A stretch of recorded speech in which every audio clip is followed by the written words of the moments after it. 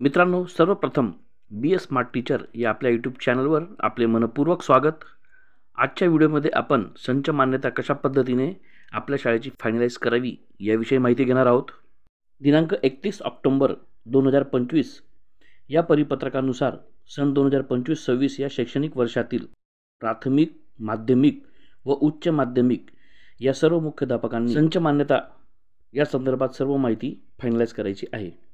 ही कार्यवाही दिनांक 7 नोव्हेंबर 2025 पर्यंत सर्व मुख्याध्यापक यांना पूर्ण करायची आहे. मग ही प्रक्रिया कशा पद्धतीने पूर्ण करायची याची स्टेप बाय स्टेप माहिती, संपूर्ण प्रोसिजर आज आपण या व्हिडिओत पाहूया. सर्वात अगोदर आपला मोबाईल किंवा लॅपटॉपवर क्रोम ब्राउझर ओपन करा. त्यात education.maharashtra.gov.in ही वेबसाईट टाईप करून आपल्याला सर्च करायची.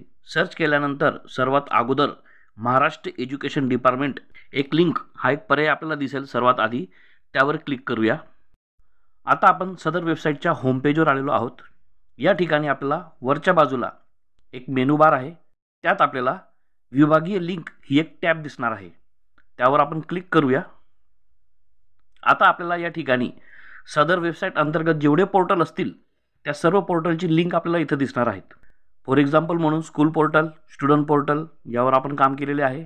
आणि त्यानंतर इथं खालच्या बाजूला आता संच मान्यता पोर्टल या टॅबवर आपल्याला क्लिक करायचे आहे. आता आपण संच मान्यता या पोर्टल अंतर्गत लॉगिन पेजवर आलेलो आहोत. सर्वात अगोदर या ठिकाणी युजर नेम आणि पासवर्ड टाकून आपल्याला लॉगिन करायचे आहे. या ठिकाणी आपल्याला एक मेसेज डिस्प्ले होईल. हा संपूर्ण मेसेज सर्वांनी काळजीपूर्वक वाचायचा आहे आणि त्यानंतर सर्वात खाली ओके लिहिलेले बघा, त्या ठिकाणी आपल्याला क्लिक करायचं आहे. आता या ठिकाणी आपण संच मान्यतेच्या पेजवर आलेलो आहोत.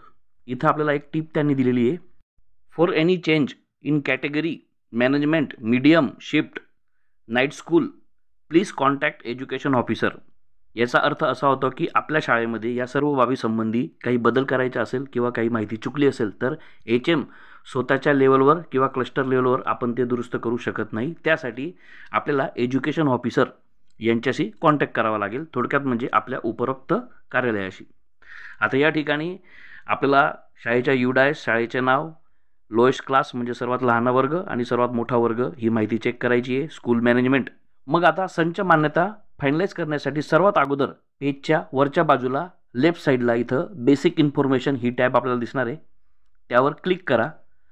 नंतर आपल्याला स्कूल इन्फॉर्मेशन हा एक पर्याय दिसेल. या पर्यायावर क्लिक करा. आता इथं आपल्याला गेट स्कूल डाटा ही एक टॅब दिसणार आहे. या टॅबवर आपल्याला क्लिक करायचे आहे. त्यानंतर एक मेसेज आपल्याला दिसेल, डाटा फेच सक्सेसफुली. या ठिकाणी खाली ओके या बटनावर क्लिक करा.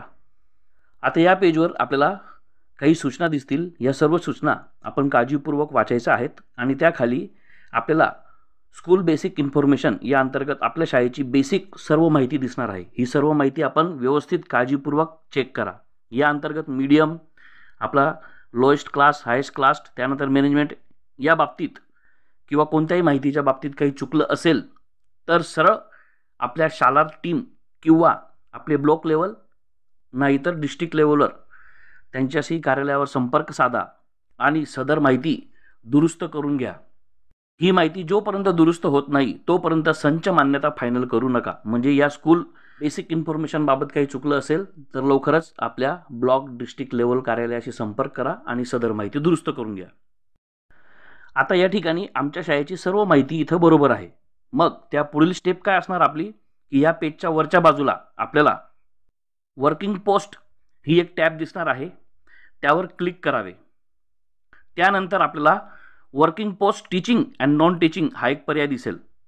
आता या पर्यायावर आपल्याला क्लिक करायचे आहे. आता या ठिकाणी आपल्याला टीचिंग अँड नॉन टीचिंग हे 2 तक्ते दिसतील. या अंतर्गत सर्व माहिती आपल्याला 0 दिसणार आहे.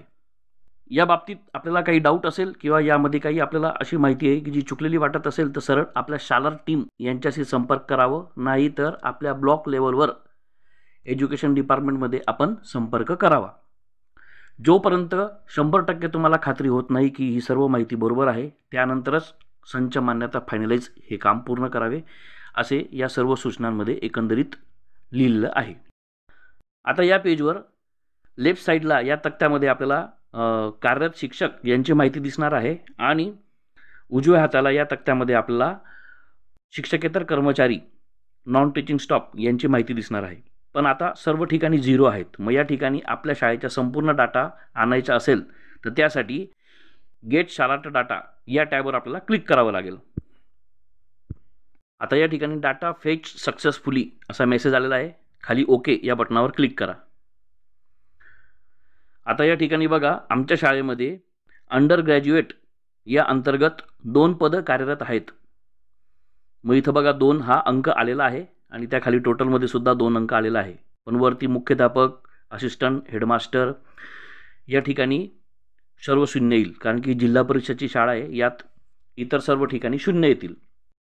आणि अनुदानित शाळा असेल तर त्यांना आपल्याला प्राप्त झालेले जे अनुदान आहे, म्हणजे एखादी संस्था असेल जी 60% किंवा 40%, 80% अनुदानवर असेल या टप्प्यावर, आणि त्यांचे शिक्षक, त्यांची जी माहिती असेल टीचिंग आणि नॉन टीचिंग स्टाफची, ती बरोबर आहे का त्या अनुदान प्रकारानुसार, हे आपण चेक करावं. आपले मुख्याध्यापक, HM किंवा क्लार्क यांना सर्वांना ही डिटेल माहिती असेल. डाटा वाचल्यानंतर आपल्याला सहजच कळेल. ओके, मग या ठिकाणी नॉन टीचिंगची माहिती येणार आहे. सर्व इथं शून्य आलेलं आहे, कारण की जिल्हा परिषद शाळेमध्ये नॉन टीचिंग स्टाफ नसतो, म्हणून इथं फक्त 00 येईल. फक्त ज्या शाळेमध्ये नॉन टीचिंग स्टाफ असेल त्यांनी सर्व माहिती इथं चेक करून घ्यावी. थोडक्यात मित्रांनो, या पेजवर आपल्याला शिक्षक माहिती आणि शिक्षकेतर कर्मचारी माहिती ही बरोबर आहे, अनुदान टप्प्यानुसार आहे, एवढं चेक करायचं आहे.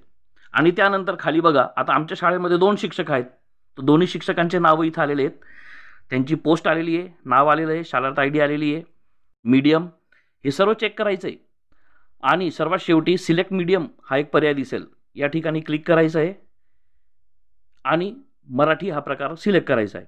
आता जिल्हा परिषदमध्ये ऑलरेडी मराठी आलेलं असेल किंवा इतर शाळांमध्ये ऑलरेडी तो प्रकार सिलेक्ट झाला असेल, पण ज्या शाळांमध्ये एकापेक्षा जास्त मीडियम आहेत, मग सदर जो शिक्षक असेल पर्टिक्युलर, त्याची नियुक्ती कोणत्या माध्यममध्ये झालेली आहे, हिंदीसाठी, मराठीसाठी किंवा इंग्रजीसाठी, तो प्रकार त्या शिक्षकाच्या समोर या पर्यायामधून आपण सिलेक्ट करायचा. ओके, आता जिल्हा परिषदमध्ये मराठी हे ऑलरेडी आलेलं आहे आणि एकच पर्याय असणार आहे. इतर शिक्षकांनी इथं पर्याय सिलेक्ट करून आपली माहिती भरावी. या पेजवर सर्व माहिती बरोबर भरल्यानंतर सर्वात शेवटीवरती फायनलाइज ही टॅब आपल्याला दिसेल. या टॅबवर आपल्याला आता क्लिक करायचं आहे. त्यानंतर परत एक आपल्याला मेसेज येईल, आर यू शुअर, तुम्ही सर्व शिक्षकांचे मीडियम सिलेक्ट केलेले आहेत का. या ठिकाणी ओके या बटनावर क्लिक करा. आता या पद्धतीने आपला सर्व डाटा फायनलाइज झालेला आहे, म्हणजे या ठिकाणी आपल्या शाळेची संच मान्यता ही पूर्ण झालेली आहे, फायनलाइज झालेली आहे. अशाच नवनवीन व्हिडिओसाठी यात काही प्रॉब्लेम आला असेल तर त्याचे सोल्युशनसाठी आमच्या चॅनलला सबस्क्राईब करा, बेल आयकॉन प्रेस करून. भेटूया पुढच्या व्हिडिओमध्ये. तोपर्यंत take care and good bye.